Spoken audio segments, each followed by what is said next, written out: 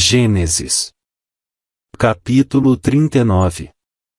José foi levado para o Egito, onde os ismaelitas o venderam a um egípcio chamado Potifar, um oficial que era o capitão da guarda do palácio. O Senhor Deus estava com José.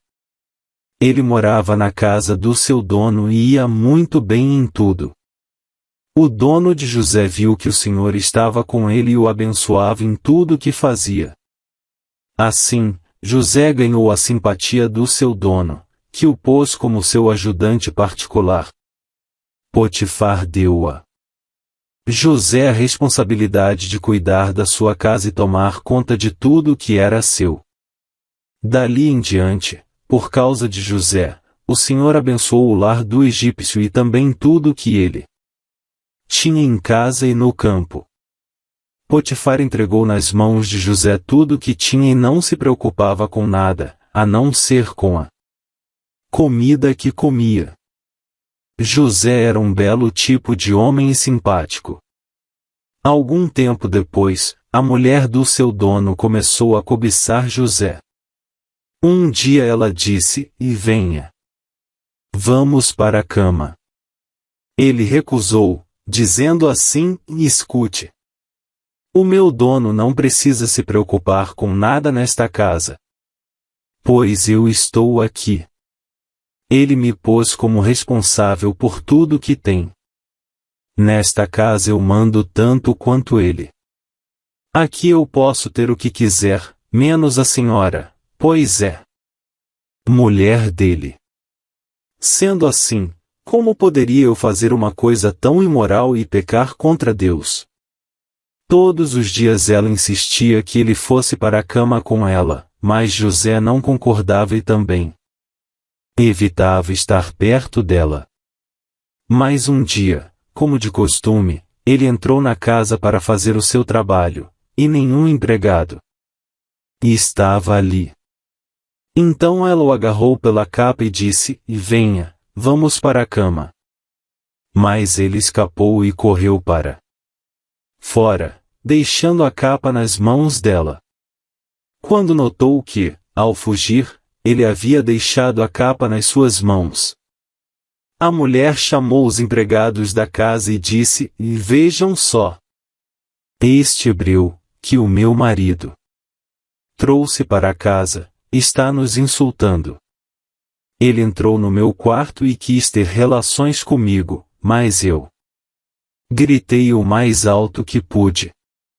Logo que comecei a gritar bem alto, ele fugiu, deixando a sua capa no meu quarto." Ela guardou a capa até que o dono de José voltou. Aí contou a mesma história. "Assim, e esse escravo hebreu, que você trouxe para casa, entrou no meu quarto e quis abusar de mim. Mas eu gritei bem alto, e ele correu para fora, deixando a sua capa no meu quarto. Veja só de que jeito o seu escravo me tratou." Quando ouviu essa história, o dono de José ficou com muita raiva.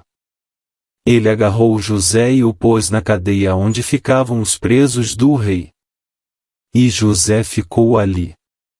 Mas o Senhor estava com ele e o abençoou, de modo que ele conquistou a simpatia do carcereiro. Este pôs José como encarregado de todos os outros presos, e era ele quem mandava em tudo o que se fazia na cadeia. O carcereiro não se preocupava com nada do que estava entregue a José, pois o Senhor estava com ele e o abençoava em tudo o que fazia. Gênesis. Capítulo 40. Passado algum tempo, o rei do Egito foi ofendido por dois dos seus servidores, isto é, o chefe dos copeiros, que era encarregado de servir vinho, e o chefe dos padeiros. O rei ficou furioso com os dois e mandou que fossem postos na cadeia que ficava na casa do capitão da guarda, no mesmo lugar onde José estava preso. Eles ficaram muito tempo ali, e o capitão deu a José a tarefa de cuidar deles. Certa noite, ali na cadeia, o copeiro e o padeiro tiveram um sonho cada um. E cada sonho queria dizer alguma coisa. Quando José veio vê-los de manhã, notou que estavam preocupados. Então perguntou: por que vocês estão com essa cara tão triste hoje? Eles responderam: cada um de nós teve um sonho, e não há ninguém que saiba explicar o que esses sonhos querem dizer. É Deus quem dá a gente a capacidade de explicar os sonhos, e disse José: vamos, contem o que sonharam. Então o chefe dos copeiros contou o seu sonho. Ele disse: e sonhei que na minha frente havia uma parreira que tinha 3 galhos. Assim que as folhas saíam, apareciam as flores, e estas viravam uvas maduras. Eu estava segurando o copo do rei, espremia as uvas no copo e o entregava ao rei. José disse: a explicação é a seguinte: os 3 galhos são 3 dias. Daqui a 3 dias o rei vai mandar soltá-lo. Você vai voltar ao seu trabalho e servirá vinho ao rei, como fazia antes. Porém, quando você estiver muito bem lá, lembre de mim e por favor tenha a bondade de falar a meu respeito com o rei, ajudando-me assim a sair desta cadeia. A verdade é que foi a força que me tiraram da terra dos hebreus e me trouxeram para o Egito, e mesmo aqui no Egito não fiz nada para vir parar na cadeia. Quando o chefe dos padeiros viu que a explicação era boa, disse: eu também tive um sonho. Sonhei que estava carregando na cabeça 3 cestos de pão. No cesto de cima havia todo tipo de comidas assadas que os padeiros fazem para o rei. E as aves vinham e comiam dessas comidas. José explicou assim: o seu sonho quer dizer isto, os 3 cestos são 3 dias. Daqui a 3 dias o rei vai soltá-lo e vai mandar cortar a sua cabeça. Depois o seu corpo será pendurado num poste de madeira, e as aves comerão a sua carne. 3 dias depois o rei comemorou o seu aniversário, oferecendo um banquete a todos os seus funcionários. Ele mandou soltar o chefe dos copeiros e o chefe dos padeiros e deu ordem para que viessem ao banquete.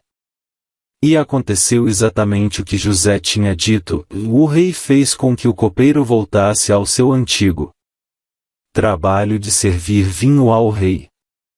E mandou que o padeiro fosse executado. Porém o chefe dos copeiros não lembrou de José, esqueceu dele completamente. Esther. Capítulo 9. Chegou o dia 13 do 12º mês, o mês de Adar, o dia em que deveria ser cumprida a ordem do rei. Era o dia em que os inimigos dos judeus esperavam dominá-los, mas o que aconteceu foi o contrário: os judeus derrotaram os seus inimigos. Em todas as cidades do reino onde havia judeus, eles se reuniram para atacar os que queriam matá-los. Ninguém podia resistir aos seus ataques, pois todos estavam com medo deles. Todos os oficiais das províncias, isto é, os chefes dos vários povos, os representantes do rei e os governadores das províncias, ajudaram os judeus, pois tinham medo de Mordecai.